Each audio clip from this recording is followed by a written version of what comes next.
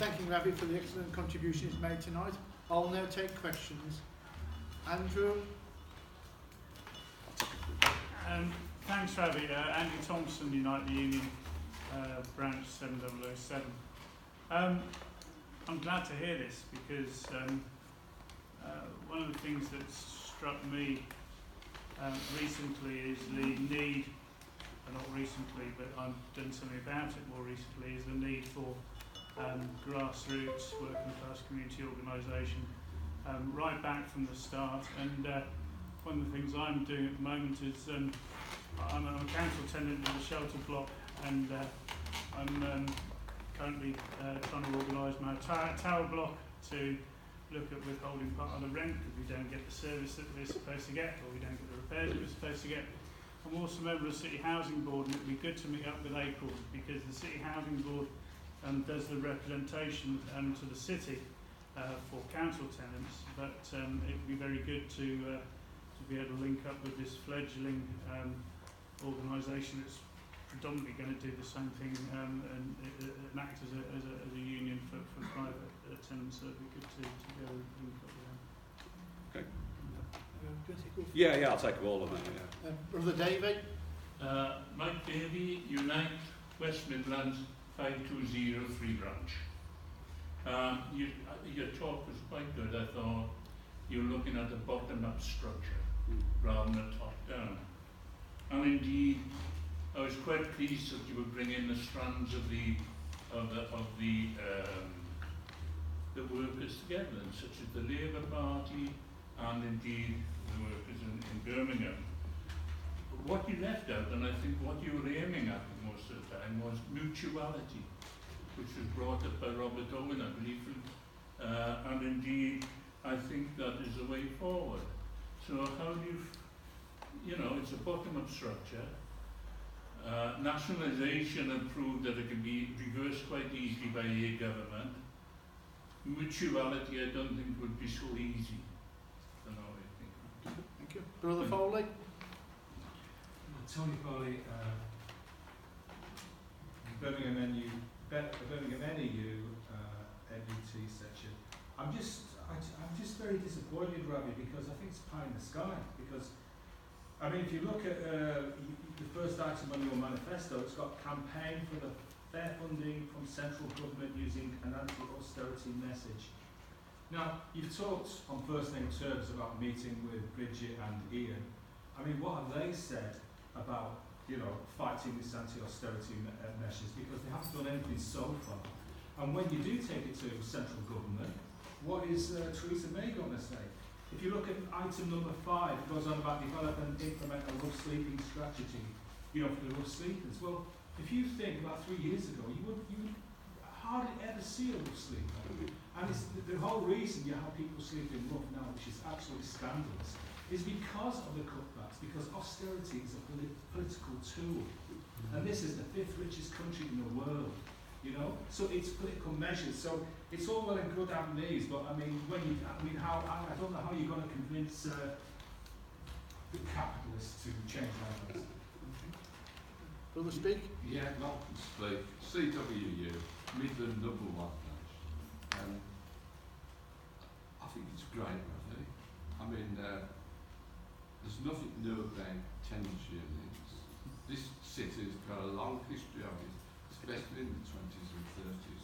Very successfully managed against high rents and preventing evictions.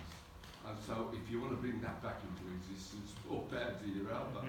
I mean, but the other thing is, yes, it's a good thing to press the Labour group to make some acorn money, I like that, and for actually developing that type of organisation. But it's also putting your money where your mouth is, and that is the question of, yes, you call on the City Council to do this, but also for the trade unions to do the same as well, to have a city pot, unions that can hold it. That's it. I can go to my branch, I'm not bothered about that, who holds it, to be honest. I can go to my branch and say, look, we've got this, we're trying to organise people who are being exploited by by rat renting landlords, because that's what they are. There's nothing new about it. I mean, will you donate a couple of hundred or 500 quid towards doing that? And I'm sure they would, but that's the question, isn't it? We can't just rely on the city council to do something, because I know the first thing they'll say is, we got no money. But nevertheless, there are always the question of priorities, so we should put pressure on them. Yeah. But that's what we ought to be doing, in my opinion. Okay. Brother Duffy? Yeah, Pete Duffy, GMB, B349 branch. We went through a very similar scenario, you've got a long memory, on a estate where I used to live on in Castle Vale. Basically, they starved that estate at any kind of money until basically it was a ghetto. And then they called it marvellous thing, Housing Action Trust, to include all the trade unions involved actually, and they sold it to the tenants as a great thing, a great way forward for the tenants. And what is it now? Three quarters is in private hands now. Yeah. Even the swimming pool is run by volunteers, and that's not the model I think we should be aiming for. And secondly, I just find it galling really that you can sit down with people like Andy Street and Ian Ward. I know you guys do as part of your job. These are the people who try to break one of the strongest parts of the local government union, the bin men. They try to break them and smash their terms and conditions. They're closing 14 nurseries, or trying to close or radicalise 14 nurseries. And I think these are things we've got to fight back on before we start going hand in hand in more little partnerships with them anyway. Thank you. And finally, Brother Richardson. Stuart Richardson, Birmingham NEU, NUT section. I think it's very, as Malcolm said, there's a long history of tenant organisation and we should be in favour of it. But actually the City Council has powers, legal powers, to act against road landlords, people who violate health and safety of that, and they should be much more proactive in pursuing these road landlords. But Ravi said that the council's got no money. I think you've got to be careful with that. The council spends 3,000 million a year. 1,000 million of that is discretionary, and they increased their reserves by 93 million pounds last year. But they're also, you say in good terms. I mean, they treated your members, and we were very impressed by them when they came here. Mostly people from the Afro-Caribbean community. The care workers who've been treated very badly. And as Pete Duffy said, we have a situation where they're proposing to sort of waste about 40 million on the Commonwealth Games, but won't put up $500,000 to maintain nurseries needed by the poorest children in the country, actually. You know, providing really good service. I've been to the nurseries, very, very impressive. And so we should be pressing the council on this to actually have certain sort of priorities on providing for services for real people, vulnerable people in our community, young children, and not sort of their prestige projects and various other things. So I'm all in favour of trade unions backing tenants' action, helping to finance that. But I'm also in favour of demanding the council acts in its legal powers in a much more vigorous way to act against these against these landlords.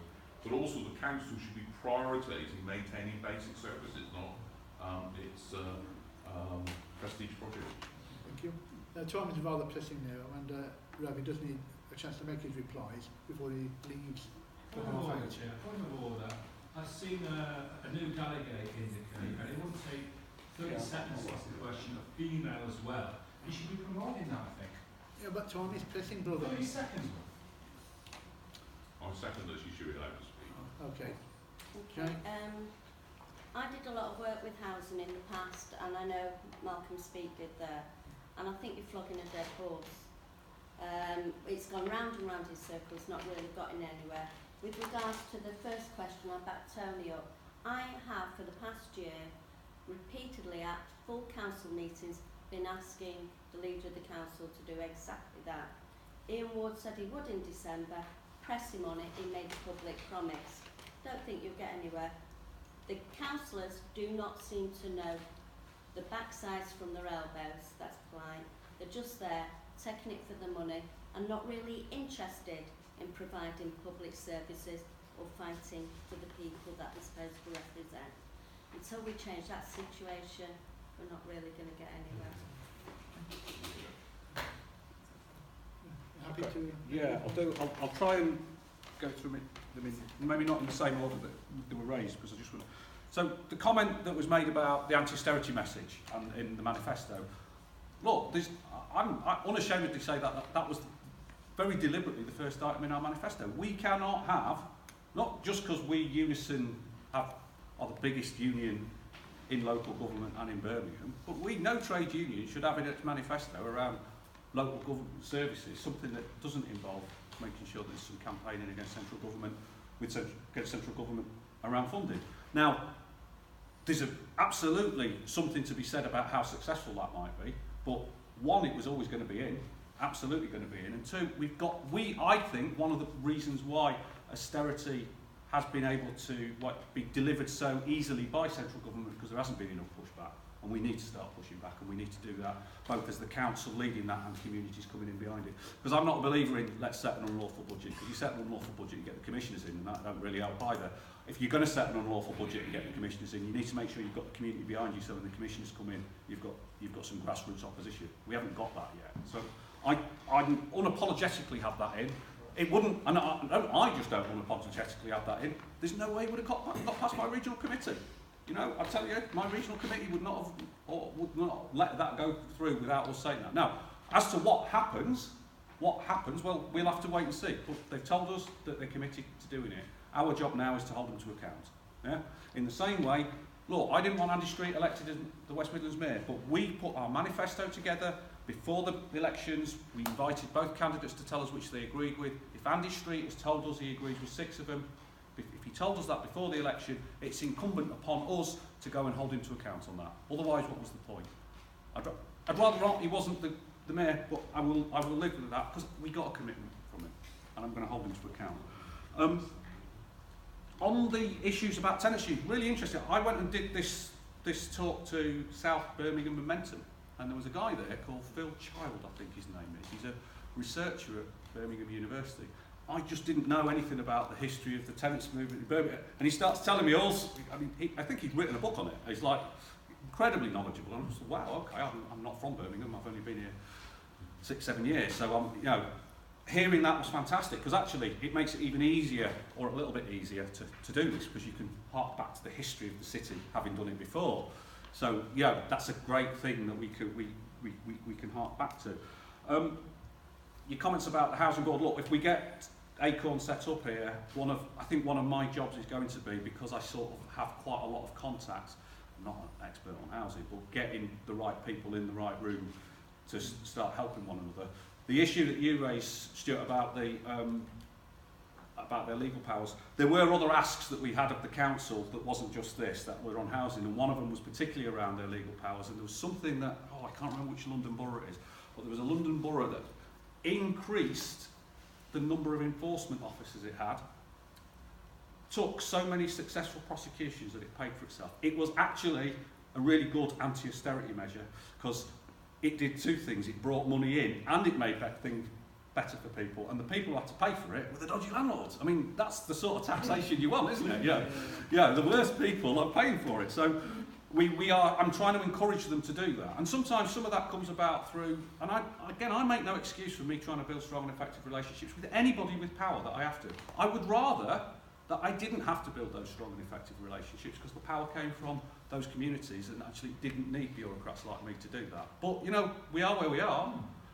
But my commitment is I'm not interested in that power and influence that longer term that I might have. I'm more interested in building it in our communities, in our workplaces. And the thing with this is, one, I know it works, because I have seen the stuff that has gone on in Bristol, and it is jaw-droppingly good. With very little resources, Acorn have made a huge difference to a lot of people's lives. Not only in terms of their accommodation, but our people are walking with their heads down because they've been battered from all sides. And the chance for them to lift their heads up and actually get a few victories and feel good about themselves, and that improves other parts of their lives as well, because it's actually, they're not being beaten all the time. They're getting these victories. They made a huge difference. I was embarrassed as a trade union regional secretary who has a lot of resources to see what these guys had achieved with very little. And that was one of the reasons why I'm like, this is why I've been looking at and talking to them about the way that they organise and things I can learn and I can bring back into the union in terms of organising. So I think there is some real hope on this if we can get it funded, because they've got a track record.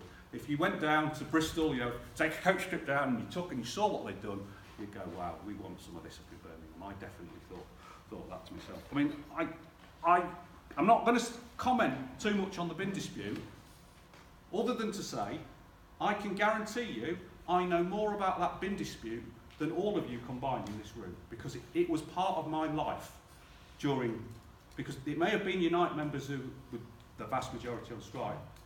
I was very, very involved with it. I didn't know Howard Beckett before.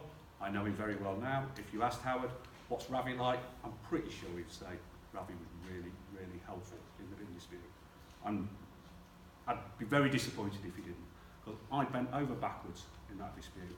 So I know what went on in that dispute, and I know where some of the political problems were, and it wasn't from Ian Ward and Bridget Jones. That wasn't where the political problems arose in that bin dispute.